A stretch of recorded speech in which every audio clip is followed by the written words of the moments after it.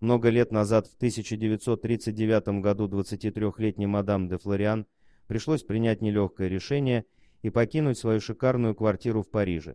Это было время начала Второй мировой войны, и, возможно, ее отъезд был связан с новостью, что немецкие солдаты двигались в сторону Парижа. Она явно покидала город в спешке, так как собрала только самое необходимое, оставив в квартире много личных вещей и предметов интерьера. Она закрыла квартиру и уехала в южном направлении, в более безопасную свободную зону. Учитывая то, что со времени закрытия квартиры прошло уже много лет, аукционист и его команда были очень взволнованы до самого момента, пока ключ не провернули и не открыли апартаменты. Когда люди зашли в квартиру, у всех перехватило дух от удивления. Все вокруг было словно заморожено в один момент, они словно шагнули в прошлое. Воздух был наполнен пылью, и везде была паутина. Мебель начала 1900-х годов оказалась настоящим сокровищем. В столовой была вся необходимая посуда и другие предметы. Картины были сняты со стен, как будто хозяйка собиралась их забрать позже, но, видимо, так и не смогла.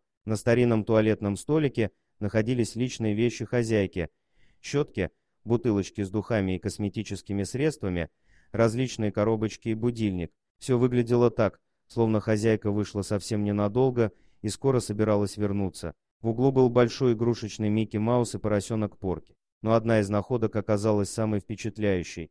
В квартире была найдена картина с изображением женщины в розовом одеянии. Дальнейшее исследование показало, что это был портрет предыдущей хозяйки квартиры и бабушки мадам де Флориан Марты де Флориан. И картина эта оказалась наиболее ценной вещью среди всех, которые находились в доме. По данным экспертизы, картина принадлежала кисти известного итальянского художника Джованни Балдини. Как выяснилось позже, Марта де Флориан была известной французской актрисой и светской львицей 1880-х годов. Она вела роскошную жизнь и имела множество поклонников среди известных мужчин, включая художников, нескольких премьер-министров и президентов Франции. Позже было также найдено письмо с признанием в любви от Джованни Балдини, что объясняло причину, по которой он решил написать портрет Марты. Картина была написана в 1888 году, когда Марте было 24 года. После обнаружения в 2010 ее продали с аукциона за $3,4 миллиона.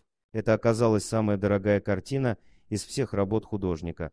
Спасибо за просмотр, подписывайтесь на канал, где вы найдете еще много интересного, а также ставьте лайки и пишите комментарии, что думаете по поводу этой истории.